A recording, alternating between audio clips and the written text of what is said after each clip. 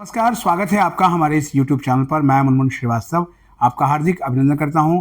दिल्ली विश्वविद्यालय में spot round के लिए जो है आवेदन की समय सीमा अब समाप्त हो चुकी है और स्पॉट राउंड में हमने देखा काफ़ी बड़ी संख्या में जो है वो सीटें आई और इवन साइंस कोर्सेज में भी आई, संस्कृत में भी था, हिंदी में भी, और कोई भी ऐसा सब्जेक्ट नहीं है जहाँ पर सीट्स नहीं थी। इस बीच दिल्ली विश्वविद्यालय का एक एलुमनी समारोह भी हुआ सिंगापुर में और हमारे साथ मौजूद हैं मिरांडा हाउस कॉलेज की प्रिंसिपल प्रोफेसर विजय लक्ष्मी नंदा, और मैम भी सिंगापुर गई थी और अभी वापस लौटी हैं। हम जो है उनसे सिंगापुर के उनके अनुभवों के बारे में बात करेंगे और साथ ही बात करेंगे कि आखिर जो है वो स्पॉट राउंड में इतनी सीटें आई हैं, साइंस के कोर्सेज में सीटें ज़्यादा खाली रही हैं, आखिर ट्रेंड क्या है। स्वागत है मैम हमारे चैनल पर। नमस्कार मुनमुन जी। मैम, क्या है कि जो है वो साइंस कोर्सेज में बहुत सीटें आई हैं स्पॉट राउंड में, और पीछे हमने देखा कि लाइफ साइंसेज के कोर्सेज में जो है बहुत टफ कंपटीशन था इस बार, और टॉप 5 कोर्सेज में जोलॉजी ऑनर्स भी आ गया था। तो स्पॉट राउंड तक मैम जो है वो सीटें खाली आ गई, उसका कुछ कारण आपको लगता है? एक तो कारण है कि अब लाइफ साइंसेस की बहुत एक अंडरस्टैंडिंग डेवलप कर रही है और कैरियर्स भी उसमें हो रहे हैं, स्पेशली हेल्थ की वजह से, हेल्थ रीजंस की एक अंडरस्टैंडिंग डेवलप हो रहा है कि यहाँ पे आपको एक तरह की एम्प्लॉयमेंट की जनरेशन भी होगी, रिसर्च होगी, तो लाइफ साइंस, जूलॉजी, इसकी इंपॉर्टेंस बढ़ी है। और इस तरह के ट्रेंड्स चलते रहे। कभी फिजिक्स बहुत इंपॉर्टेंट माना जाता था साइंस में, अब ये है। दूसरा जो है, जो बहुत इम्पॉर्टेंट है इस समय, कि उनकी अभी तक काउंसलिंग चल रही है, जो नीट वगैरह एग्ज़ाम्स हैं। तो स्टूडेंट्स इंजीनियरिंग, मेडिसिन और इस तरह के जो कोर्सेज पे अप्लाई किए थे, उसमें अभी तक उनकी जो भी है गुंजाइश कुछ रह गई है। कुछ लोग और भी ट्राई कर रहे हैं, और अभी ये भी पता चला कि दूसरे यूनिवर्सिटीज़ में साथ साथ हो रही है एडमिशन्स। तो इस वजह से साइंसेस में कहीं कहीं रह गए। हमारे कॉलेज में एक्चुअली साइंस में कोई भी एक भी सीट खाली नहीं है, वो सारे भर गए हैं। लेकिन दूसरे जो कुछ कॉलेजेस में साइंसेस की स्पॉट एडमिशन्स की रही है, तो student should not lose hope, उनको कहीं ना कहीं मिलेगा। जो जिसके लिए बना है वो सीट उनको ज़रूर मिलेगी।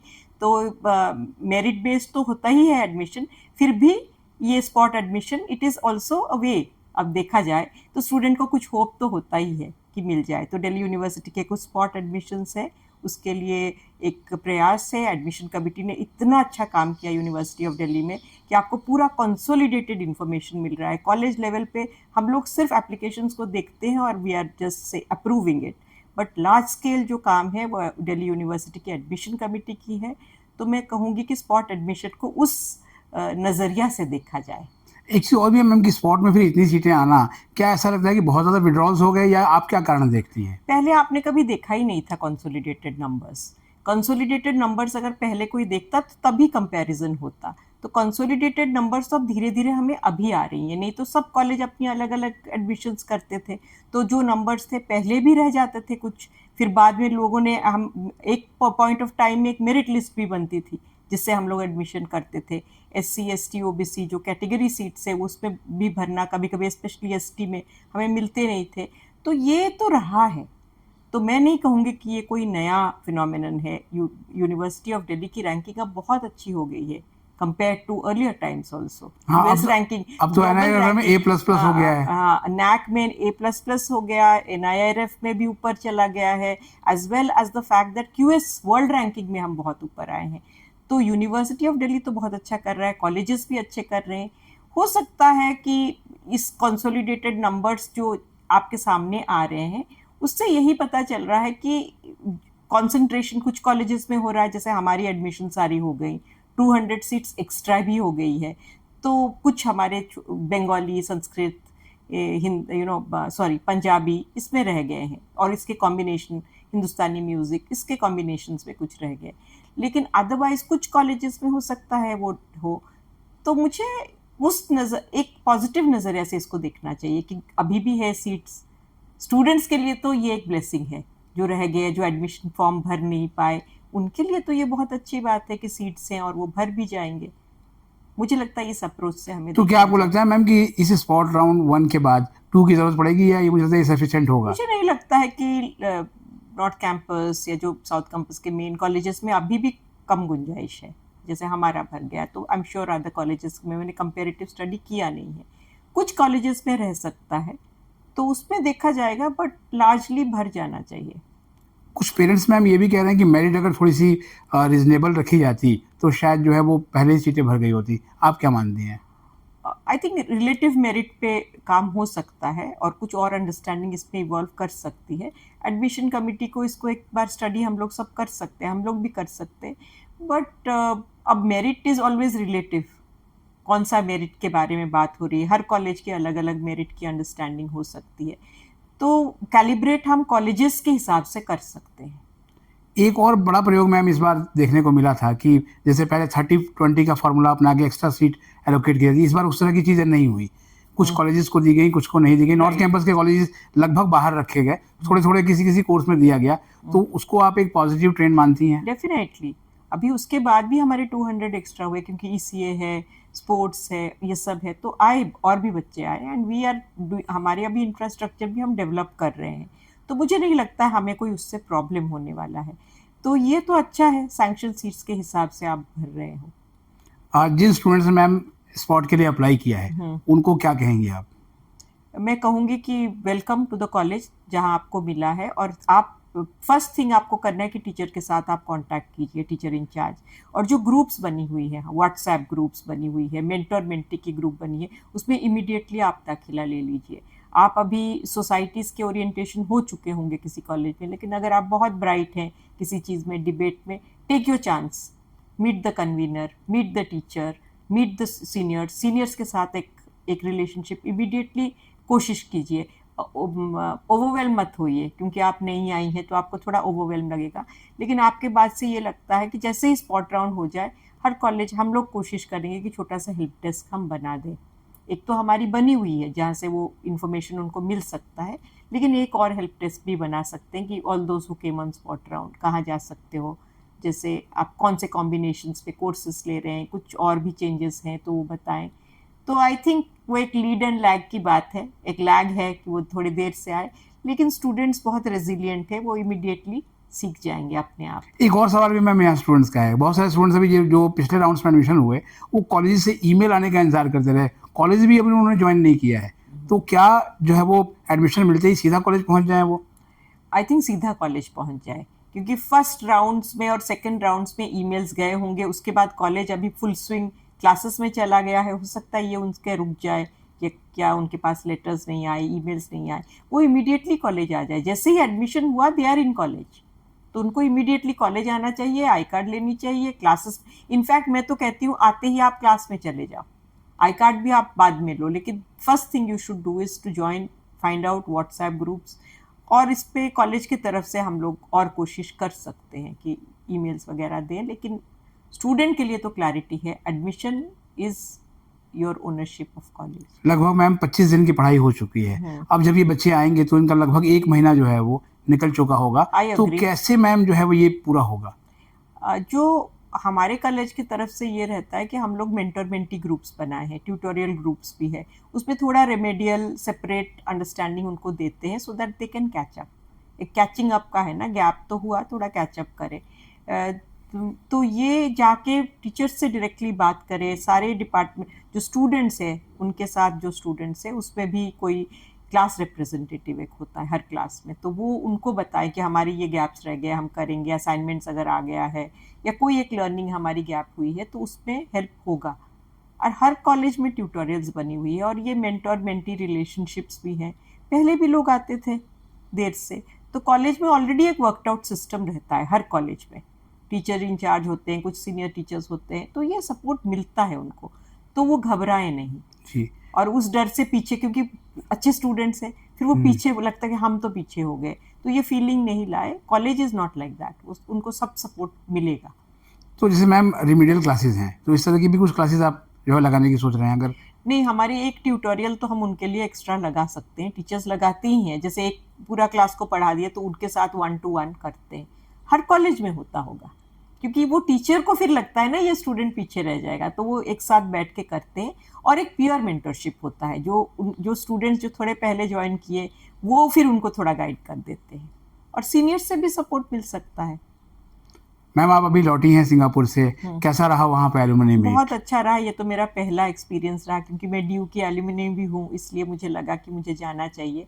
तो ग्रुप में director south campus was representing university of Delhi, और अनिल जी थे जो कि CEO है उदमुदय फाउंडेशन, ये उनका सेकेंड था सिंगापुर में।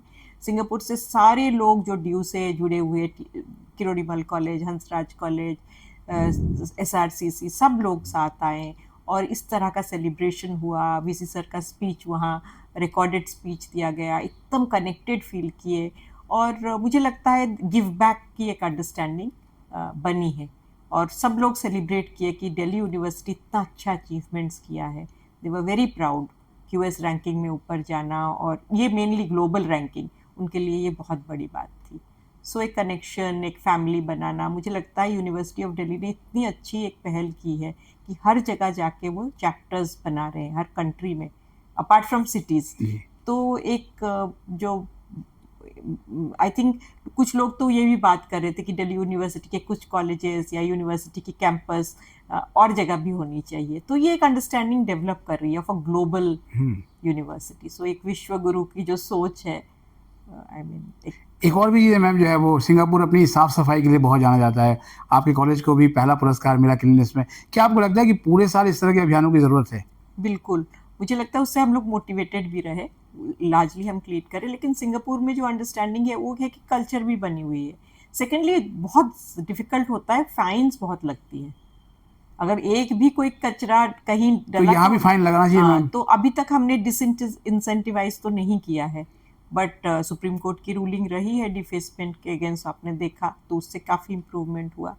तो अभी सोचना पड़ेगा कि इंसेंटिव डिसइंसेंटिव दोनों चल सकता है, कि एक अंडरस्टैंडिंग डेवलप करें कि आप जो एक बॉटल लेके जा रहे हैं, आप उसके लिए कुछ जमा कर दीजिए, प्लास्टिक बॉटल ले, फिर आप उसको वापस कीजिए। तब वो अंडरस्टैंडिंग एक रहेगी कि हमें रिटर्न, हम कॉलेज लेवल पे तो यही सोच रहे हैं जी। कि दैट डूसू इलेक्शन मैम जो है वो बस अब बिल्कुल दरवाजे पर दस्तक दे चुका है। और पिछले साल हमने देखा कि दीवारें गंदी हुई और हाई कोर्ट से कितनी फटकार मिली ड्यू को। तो इस बार कॉलेज लेवल पे किस तरह की तैयारियां हैं ma'am? So university proctor office से तो बहुत क्लियरली आया है कि डिफेसमेंट का क्या क्या आपको करना है, वॉल ऑफ डेमोक्रेसी बनाना है, अंडरस्टैंडिंग ऑफ क्लीनलीनेस अभी तक बहुत अच्छा रहा है।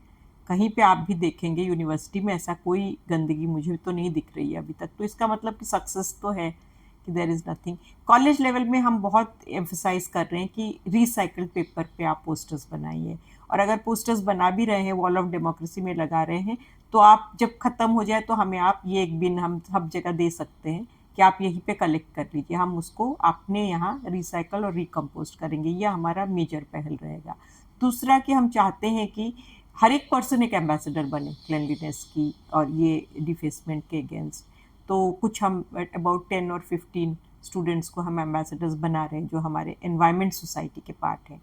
तो वही लोग इसके एम्बेसडर बनेंगे, डिफेसमेंट कहीं भी हो, और आसपास के जितना भी होगा पेपर यूज़ होगा, even on the wall of democracy, I have said कि एक आउटरीच बनाओ, क्योंकि मिरांडा हाउस सिर्फ हमारा नहीं है, DU हमारा है, तो हमें उस तरह के आउटरीच में रहना चाहिए।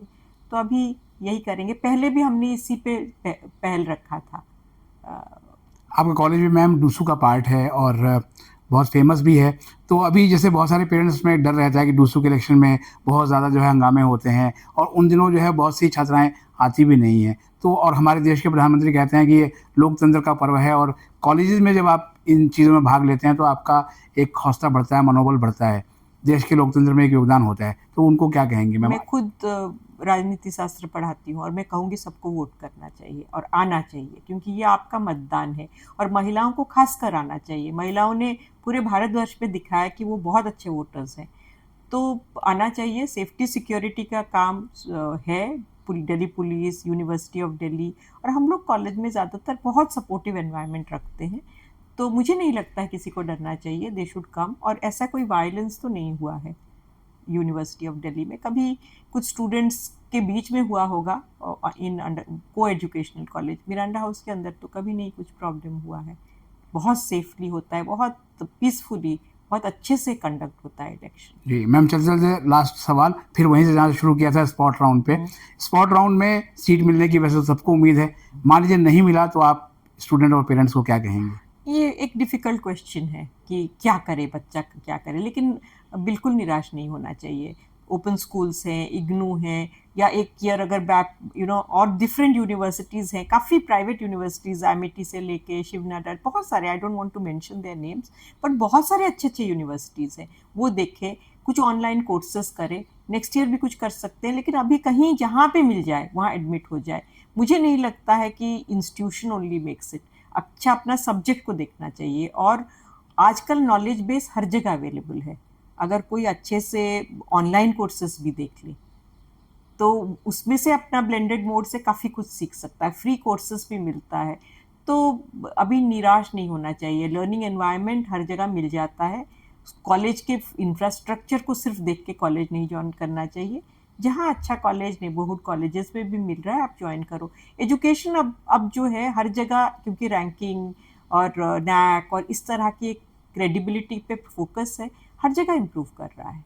जी, बहुत बहुत धन्यवाद मैम हमें समझ देने के लिए। आपने सुना प्रोफेसर विजय लक्ष्मी नंदा को, और अभी हाल ही में जो है मैडम सिंगापुर से लौटी हैं और आपको स्पॉट राउंड को लेकर आपकी जिज्ञासा को शांत किया, और साथ में आपको मोटिवेट भी किया कि अगर आपको इसमें सीट नहीं मिलती है तो उम्मीद पर दुनिया कायम है, आप कुछ नई संभावनाओं को भी तलाश सकते हैं। फिलहाल हम आपके लिए यही दुआ करेंगे कि आप सबको जो है वो इस राउंड में सीट मिल जाए। हमारे चैनल पर नए हैं तो चैनल को सब्सक्राइब करें और इसे अपने दोस्तों के बीच शेयर करें। मिलते हैं एक और एपिसोड के साथ, तब तक के लिए नमस्कार, धन्यवाद मैम। नमस्कार।